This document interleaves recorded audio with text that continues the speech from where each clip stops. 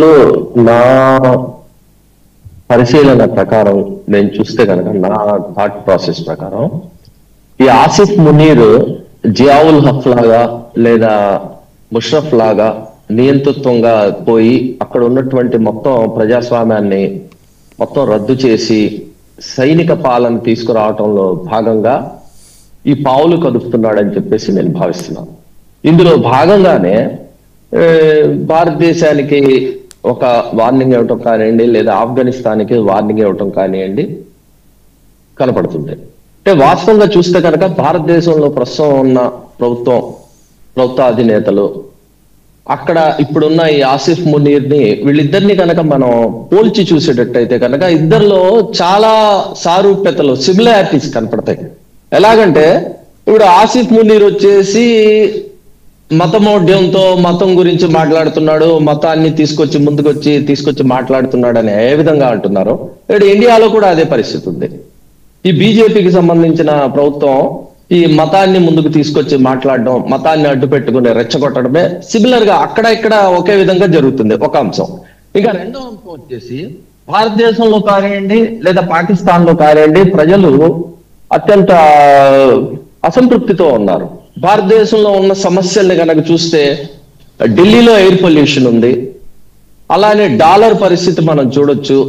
ఆర్థిక పరిస్థితి కనుక చూస్తే 140 కోట్ల మంది ప్రజల్లో కేవలం 40 కోట్ల మంది ప్రజల దగ్గరనే డబ్బులు ఉన్నాయి, 100 కోట్ల మంది దగ్గర డబ్బులు లేవు. ఇలాంటి చాలా సమస్యలు ఉన్నాయి.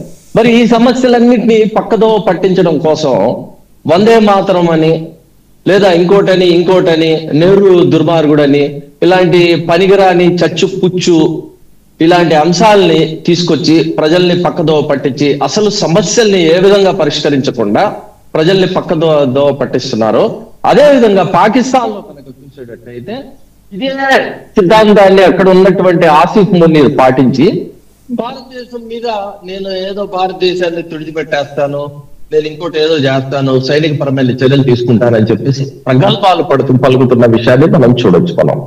ఇప్పుడు ఈ మొత్తం పాకిస్తాన్ లో సైనిక పాలన కిందకి తీసుకురావాలి, నియంతృత్వాన్ని తీసుకురావాలి అన్న దాంట్లో భాగంగానే ఈ ఇమ్రాన్ ఖాన్ చనిపోయాడని లేదా ఇమ్రాన్ ఖాన్ కి ఉరిశిక్ష చేశారని రకరకాలైనటువంటి వదంతులను వ్యాప్తి చేసి అక్కడ టెస్ట్ చేశారు. ఎలా ఉంది పరిస్థితి అనేది టెస్ట్ చేసిన దాన్ని కూడా మనం గమనించవచ్చు.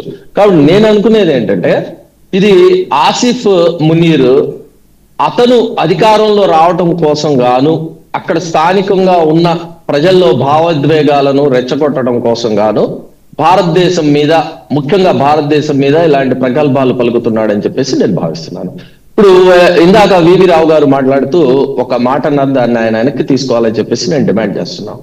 గతంలో యూపీఏ ప్రభుత్వం ఉన్నప్పుడు మన్మోహన్ సింగ్ గారిని ముందు కూర్చోబెట్టి యూపీఏ వెనకేదో ఆడిచ్చింది అన్నాడు. అది ఆయన రాంగ్. అది అంత పెద్ద మహానుభావుడు, అంత పెద్ద గొప్ప ఆర్థికవేత్త, ఒక ప్రొఫెసరు, ఒక గొప్ప ప్రధాని తప్పు చేసి ఆయన్ని ముందు కూర్చోబెట్టి ఆయన ఏదో ఆడిచ్చారు యూపీఏ వాళ్ళు అనేది అది రాంగ్. ఆయన సైనిక పరంగా ఏదైనా ఉంటే సైనికంగా అది మాట్లాడాలి తప్పనిచ్చి రాజకీయాలు కానివ్వండి మాట్లాడకూడదు. ఆయనకి తెలియదు కూడా.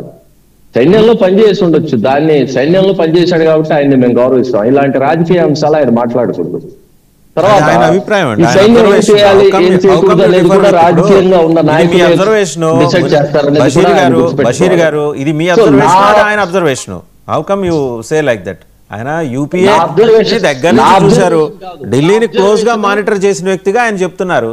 సైన్యంలో పనిచేశారు కాబట్టి రాజకీయం గురించి మాట్లాడకూడదంటే ఎట్లా? అలాగే మీరు సైన్యం గురించి మాట్లాడకూడదు అంటారు. ఆయన రాంగ్ గా మాట్లాడకూడదు లేదా ఆయన ఓపెన్ గా చెప్పాలి. అందరికీ ఓపెనే. ఇవాళ మీరు కొత్తగా బషీర్ గారి కోసం కొత్తగా ఆవిష్కరణ జరగలేదు కదా. మన్మోహన్ సింగ్ ని వెనకాల నుంచి నడిపించిన శక్తి ఎవరు అందరికీ తెలిసే. అదే విషయం ఆయన చెప్పారు. కొత్తగా చెప్పింది ఏముంది? మన్మోహన్ సింగ్ పట్ల ఇక్కడున్న ఒక్క నిమిషం బషీర్ గారు ఒక్క నిమిషం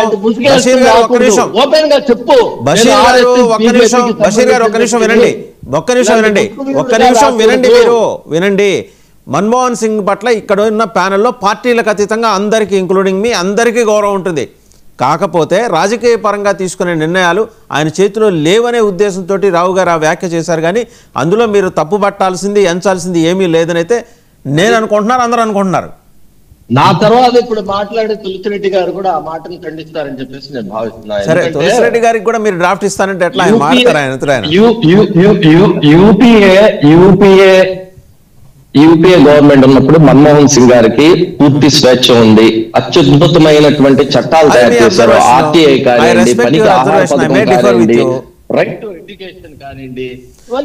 మనం డిబేట్ అవుతున్నాం. ఇంకా మళ్ళీ వస్తాను మీ దగ్గరికి. మనం డిబేట్ అవుతున్నాం. కిషోర్ గారి దగ్గరికి వెళ్దాం. మళ్ళీ